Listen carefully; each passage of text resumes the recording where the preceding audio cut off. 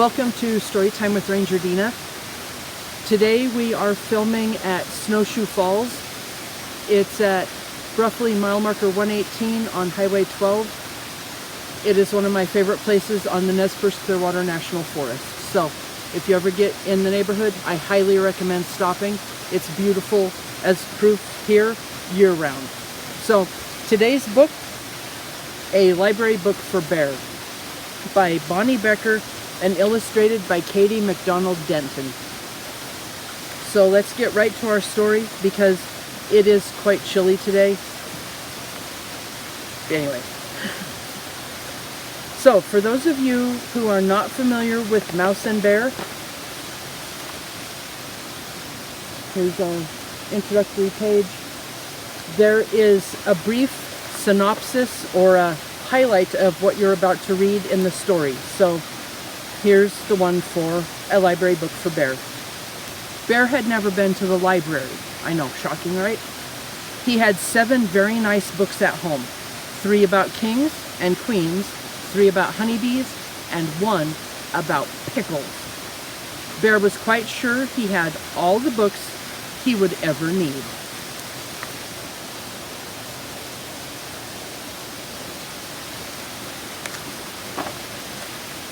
One morning, Bear heard a tap, tap, tapping on his door. And yes, that is Bear's normal resting bear face. He kind of got the grumpy look going on pretty good. When he opened the door, there was Mouse, small and gray and bright-eyed. "We are off!" exclaimed Mouse with a happy wag of his whiskers.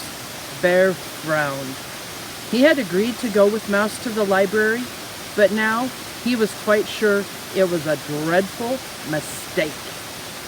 "Completely unnecessary," Bear announced. "I have all the books I need right here."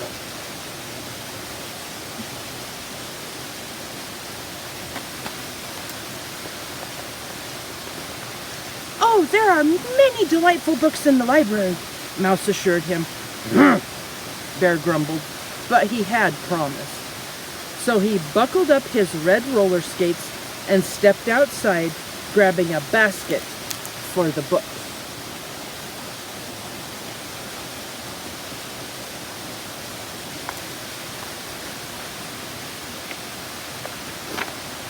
Bear skated and Mouse rode in the basket to the library, the wind rippling nicely through their fur. And there you can see the wind rippling nicely through Bear's fur and Mouse having a delightful time in the basket.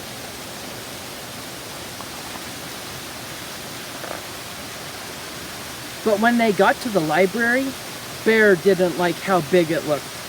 "There are far too many books in there," he protested. "Most excessive." "Oh no, it's quite exciting," Mouse said, leading Bear through the tall doors.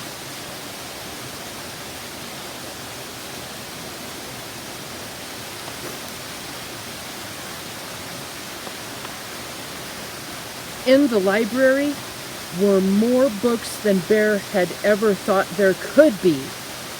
He quickly found a tucked-away corner, but even here there were lots and lots of books. "Terribly extravagant." Bear's voice was a little loud.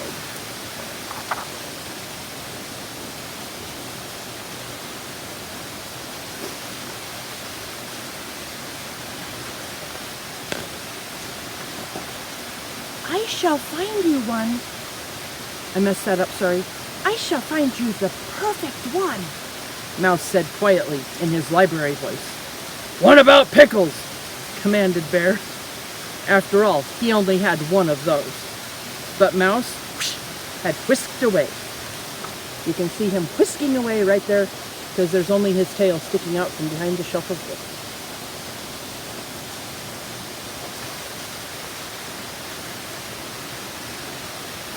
Mouse came back with a thick green book.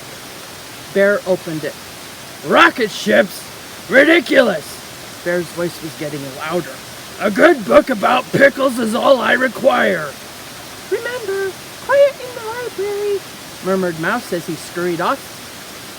He soon returned with a tall yellow book. I am not interested in wooden canoes. Bear's voice was even louder. Quiet voices in the library, Mouse reminded him.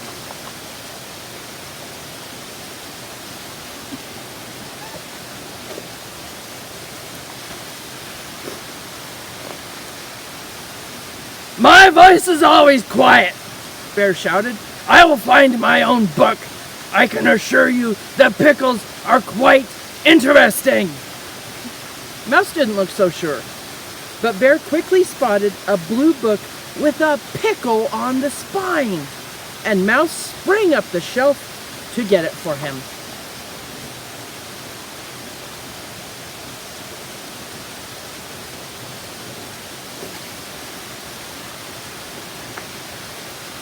Inside were pictures of pickles. The pickles had little fairy wings. They were dancing with petunias. No dancing pickles, roared Bear. Shh, said a voice.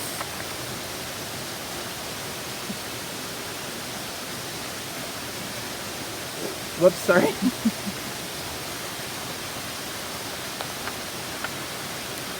Bear peeked around a bookshelf.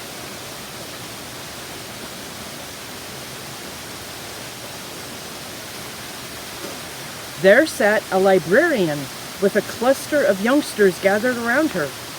The librarian smiled, but a mother squirrel squished an angry finger against her lips, and an old raccoon said sternly, Quiet in the library. If that's how raccoons talk. Bear turned back with a huffy sniff. I know when I'm not wanted, he told Mouse. I want to go home. Surely at least one book, Mouse began, but Bear cut him off. I have all the books I need. He looked quite certain. Then you're off, said Mouse, but his whiskers didn't wag this time. Oh dear. Mouse is the picture of sad, sad, sad.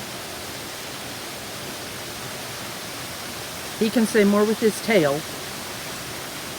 Bear stood stock still. Did I miss a page? Okay. Bear stood stock still. He was listening carefully to a voice on the other side of the bookshelf. So the very brave bear began to inch his way toward the treasure chest, the voice was saying. I'm ready, began Mouse. Shh! Exclaimed Bear. It's just getting to the good part. But you said...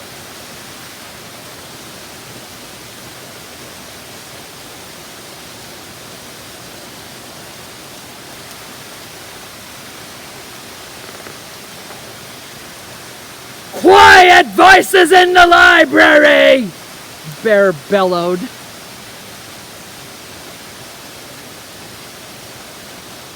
Can you imagine using that voice in the library? Neither can I.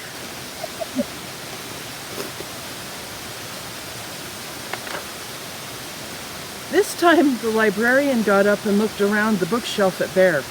Bear stood very still and quiet, as if he had been still and quiet all along. Would you like to join story time? The librarian asked. Bear glanced at Mouse. We'd love to have you, said the librarian. Bear and Mouse scooted around the shelf and found 2 empty chairs. The librarian began to read again. Bear lifted the lid to the treasure chest, and inside... The librarian paused. Mouse and Bear strained forward.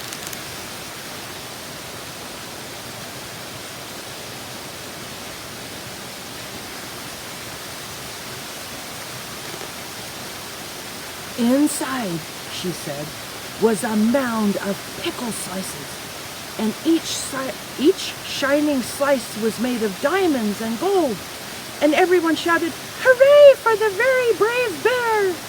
And then she said, the end. Bear stared dreamily into space for a moment.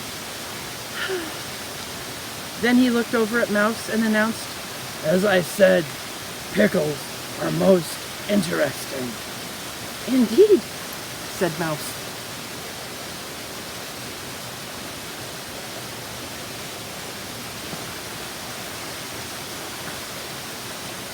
Later, Mouse rode in the basket with 7 new books. There were 2 about wooden canoes, 2 about rocket ships, 2 about teapots,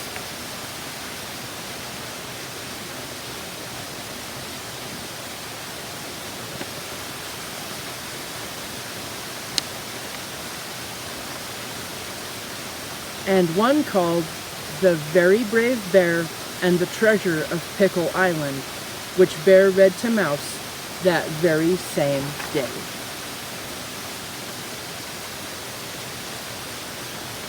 That is just delightful. I really like this author. I like this series of books.